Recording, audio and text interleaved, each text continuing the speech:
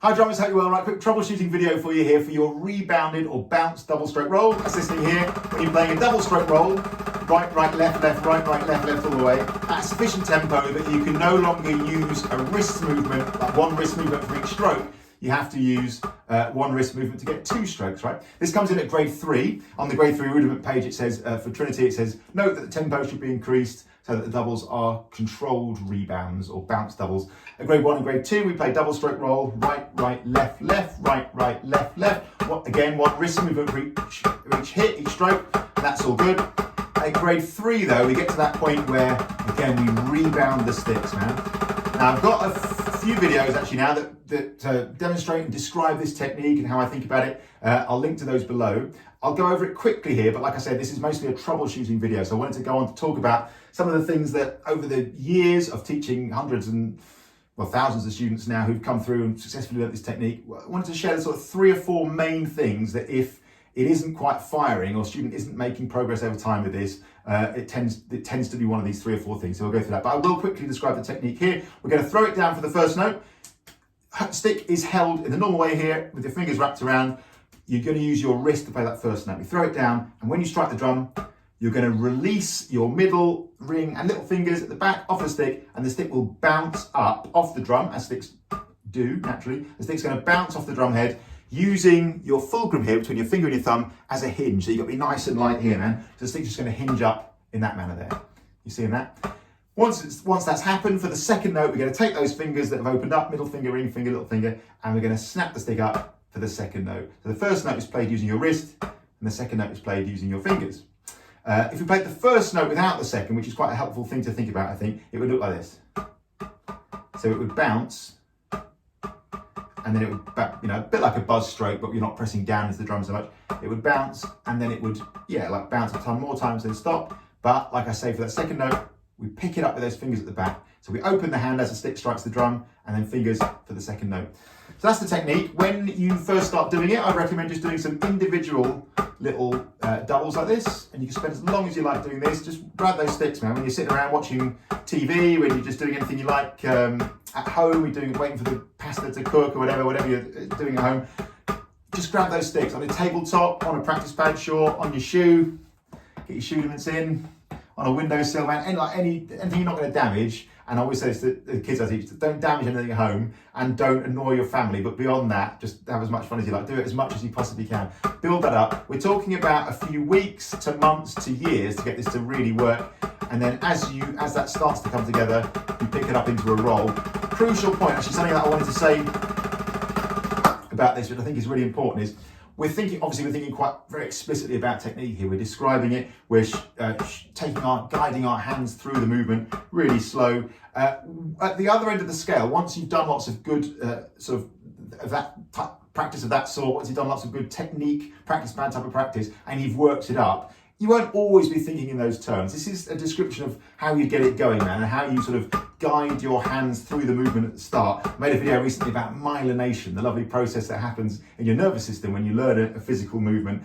This is the beginning of that process. You've got to show your hands the thing. You've got to get a basic feel for it and go real slow. Get the pathways in your nervous system that are required to make these physical movements firing, man. If they fire together, they'll wire together. If that pathway starts to form, well, then a beautiful thing happens. Then as you repeat, as I described in that video, your brain lays down this amazing chemical myelin, which is like a sort of fatty substance that wraps around. If you think of the neural pathway as like a pipe or a tube, the myelin wraps around that and insulates it, right? So that the information will just flow down it more and more efficiently. At first, it's very leaky, but then as you repeat over and over again, nice and slow, what happens is that myelin gets laid down. It acts like, to use a musical analogy, like gaffer tape, like wrapping around the leaky pipe, right? And insulating it more and more as it gets more and more efficient. So that, in the end, once you practice it loads and loads, you don't have to think in these terms anymore. And this just becomes a description of what the drummer's hands are doing at that point, rather than, you're not like at speed, you're not going right, open, close, fingers, music, like you're not actively thinking about it. So the point is, it becomes your second nature, but it is really helpful to think like this at the start. So open, close, that's the basic idea. Now the main, I guess, 3 or 4 like pitfalls or troubleshooting that we have to do in sessions are this. Number 1, this is a real big thing, man, a real basic thing, and that is that the stick just isn't bouncing with a lot of shoots when you first start. And that's fine, man. Like, it's all good. You have to work through some of this, but often it just boils right down to basics, and the student says, I'm not getting this, and then they're just not bouncing the stick. Remember, on that first note, you throw it down using your wrist, and the stick will bounce up in this way. You see that? Do it head on. The stick's bouncing up in this manner here. Again, using your fulcrum here between your finger and your thumb, this bit here, as a hinge, right? So with your wrist, you throw it down, you release these fingers at the back as the stick strikes, and it bounces up in that way. Now, often what students will do, or sometimes anyway, is they'll follow the stick back up with their wrist.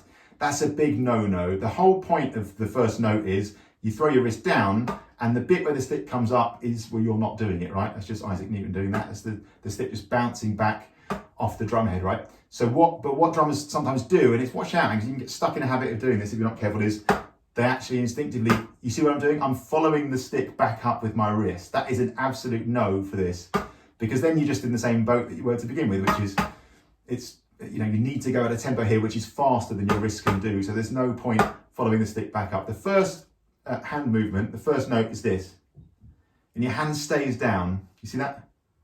Really crucial. You see that? Super important bit, man. Do not follow the stick back up. So that's the number one thing. It's seriously basic, but the drummers do often, sometimes they get stuck there instinctively following the stick back up. And I think where it comes from, sort of on some level, is just that idea that it's like a control thing, isn't it? We feel like, oh, we must, all the movement of the stick, we must have to control it ourselves, right? Actually, no. It's funny, but I think there's like an emotional element to this. You've got to let the stick come up of its own accord. Sticks bounce, right? So all we're doing here is we're using our wrist to propel it down for the first note, but then open that hand, let the stick bounce up, and you've just got to get out of the way and let the stick bounce. So watch out for that. So the first bit of troubleshooting, the most basic, but you do see it quite often, is, without meaning to, students are following the stick back up with their wrist. That's a no, man. So first note, again, looks like this. You see that?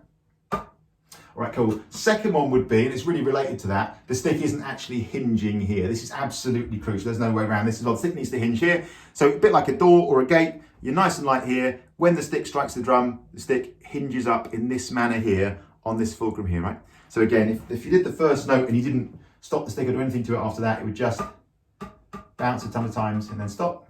And can you see that? It's hinging, isn't it? Using my fulcrum.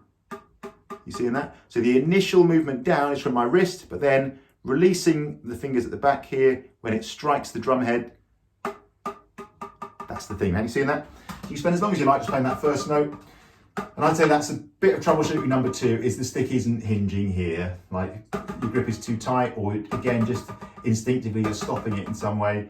You've got to let it go, man. Have you even seen Frozen? You've got to just let the stick go. That's it. You get it? All right, cool. That's number two. Now, they're the main two, I'd say. There is another one which you see sometimes, which gets into a little bit more muddy territory, and that is that sometimes students instinctively are using their fingers, like at the back here, to actually propel the stick for the first note. This is where it gets a bit weird. So students end up doing this sort of movement where they kind of pouring at the stick to actually play the note in the first place. Now the problem with that is, you're then in the same boat that you were before, aren't you?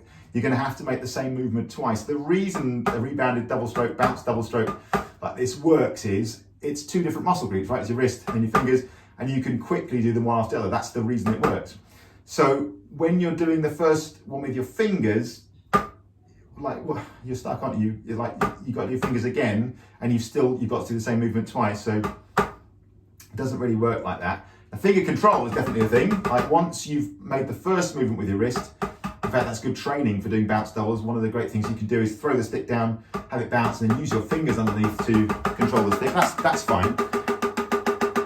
Once it's moving, that's a great thing to do, like use your fingers underneath. But for the very first note, if you're kind of using fingers for the first note, it just doesn't really work. You get stuck. Again, wrist and then fingers.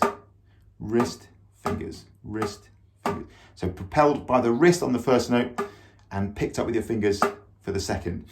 I'm going to say they're the main three, and I'll recap that. So first of all, biggest one of all and most basic, you're following your stick back up on the first note with your wrist. That's going to scupper it. Secondly, it could be as well, is you're in some way not hinging here. So the stick you're not allowing the stick to hinge up in this manner here, on this axis here. So it's not doing that in some ways. So you see drummers like getting all stuck there. Just let it bounce, man. Let it bounce. Super important.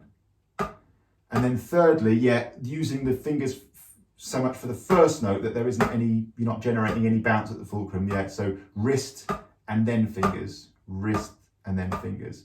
Hopefully that clears it up there. I suppose they're the three most common like pitfalls. And I think it was this thing with this technique is it really isn't that complicated, man. It isn't rocket science, but we're funny, aren't we? We're creatures of habit, and it's so easy to get in a habit of doing things a certain way. The most important thing of all is that myelination thing. Just go slow, man. You've got to give your nervous system a chance to see the stuff happening at first.